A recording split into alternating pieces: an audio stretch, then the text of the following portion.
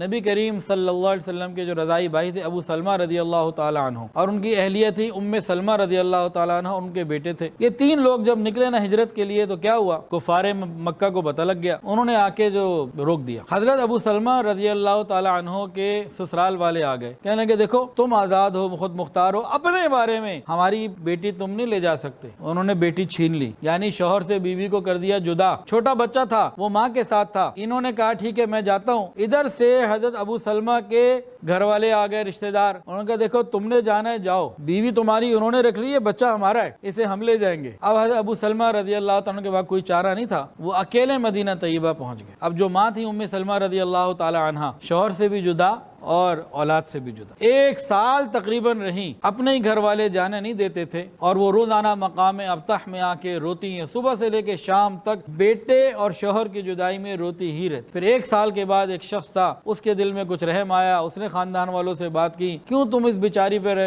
ظلم کرتے ہو، ایسی روتے روتے مر گئی تو کیا ہوگا، جانے دو اس کو. ان کے کہنے کے اوپر باقی لوگوں کو بھی خیال آیا، کہا ٹھیک ہے جاؤ. اب جیسے یہ نکلی ہیں، ادھر ابو سلمہ کے رشتہ داروں کو پتہ لگا. انہوں نے کہا اچھا تم اگر جاتی ہو تو بیٹا بھی لے جاؤ. تو بیٹا ماں کے پاس آ گیا. اب ایک اکیلی عورت نے اپنے بیٹے کے ساتھ یہ سینکڑوں کلومیٹر دور کا سفر کرنا ہے، یہ چل پڑی. تنعیم جہاں آج مسجد عائشہ ہے، یہ لوگ یہاں پہنچے. وہاں پہ عثمان ابن طلحہ رضی اللہ تعالیٰ عنہ جو اس وقت تک مسلمان نہیں ہوئے تھے، ان کے پاس بیت اللہ شریف کی چابی تھی، کلید بردار تھے. انہوں نے ان کو وہاں دیکھا. ماں بیٹے کو پوچھا کیا ہوا، کہاں جا رہے ہو؟ انہوں نے کہا اللہ کی قسم میرے پاس تو اور کوئی بھی نہیں، ایک اللہ ہے اور ایک میرا بیٹا ہے. الا اللہ و بنی ھذا، میرا بیٹا میرے ساتھ ہے یا پھر اللہ میرے ساتھ ہے، اور تو کوئی نہیں. عثمان ابن طلحہ کو دل کو اللہ نے نرم کر دیا. انہوں نے ان کو کہا کہ دیکھیے آپ میرے ساتھ چلیں، میں آپ کو پہنچاؤں گا مدینہ. اور ام سلمہ رضی اللہ تعالی عنہا، ان کا فرمان ہے، وہ فرماتی ہیں کہ میں نے عثمان جیسا نیک اور پاکیزہ کوئی نہیں دیکھا، حالانکہ کافر تھے اس وقت. فرماتی ہیں کہ سفر میں کس طرح سیکھے ہوا کہ جب اترنا ہوتا تھا تو وہ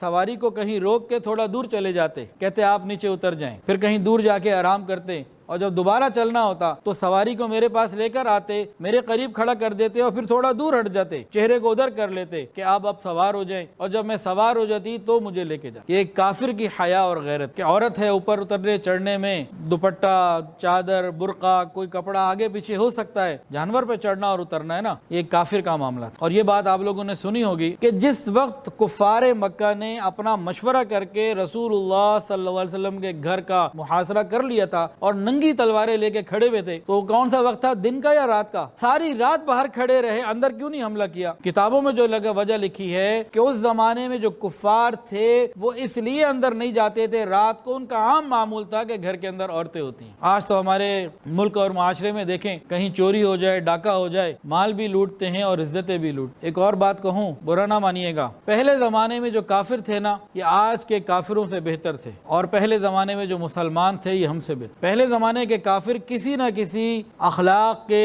حیا کے، یا کسی نہ کسی معاشرتی قدر کے قائل ہوا کرتے تھے. آج کے تو کچھ بھی نہیں. اور اسی طرح مسلمان بھی تباہ ہو گئے، پہلے جیسے نہ رہے. پہلے زمانے کے جو کافر تھے نا، وہ شرک کرتے تھے، بتوں کی عبادت کرتے تھے، لیکن اللہ کو بھی مانتے تھے. لیکن آج کا جو کفر یورپ سے ہمارے ہاں امپورٹ ہوا ہے، ان کے ہاں تو اللہ ہے ہی کوئی نہیں، یہ تو خدا کو نہیں مانتے، اللہ کی مرضی کا وہاں کو، وہ تو کہتے ہیں میرا جسم میری مرضی، اٹس مائی لائف، میری مرضی، جو چاہے میں کروں. ان کی بنیاد یہ ہے. تو آج نہ کافر ویسے ہیں جیسے پہلے تھے اور نہ مسلمان ویسے رہے. اس کے نتائج کیا ہیں؟ جب اللہ کو ہم نے بالکل ہی چھوڑ دیا تو غور کیجئے کہ آج میڈیکل سائنس کتنی ترقی پر ہے، لیکن جتنی بیماریاں آج ہیں پہلے کبھی نہیں تھی. انسانی جسم کو راحت پہنچانے کے سامان اور جو جدید ایجادات ہیں جتنی آج ہیں پہلے کبھی نہیں تھی. ایئر کنڈیشن کو لے لیجئے، گاڑیوں کو لے لیجئے، فریج کو لے لیجئے، موبائل کو لے لیجئے، راحت پہنچانے کا سامان ہے لیکن راحت نہیں ہے، دلوں میں سکون نہیں ہے. اور ایک تیسری بات کہ جتنے CCTV کیمرے، پولیس، خفیہ پولیس، انٹیلیجنس اور بہت سارے حفاظتی ادارے آج موجود ہیں اور چیزیں موجود ہیں، اتنی پہلے کبھی نہیں تھی. لیکن جتنی بدامنی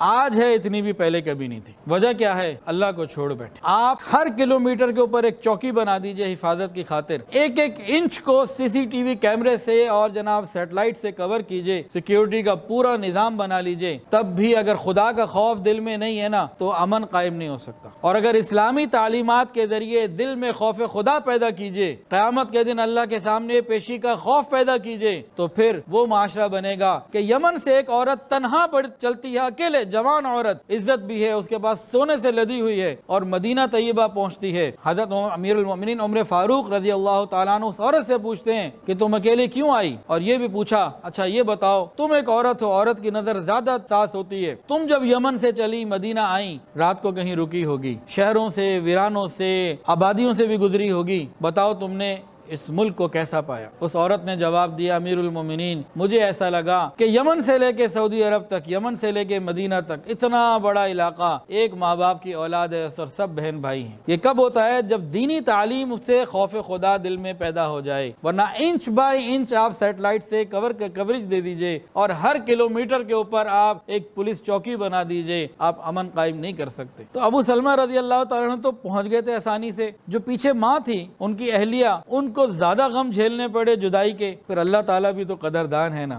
جو جتنی قربانی دے گا اتنی مہربانی ہوگی۔ جب ابو سلمہ رضی اللہ عنہ شہید ہو گئے، ان کا انتقال ہو گیا، تو اللہ تعالیٰ نے ان کو ام المومنین بنا دیا۔ آج وہ امت کی ماں ہے، نبی علیہ السلام کی زوجہ ہے۔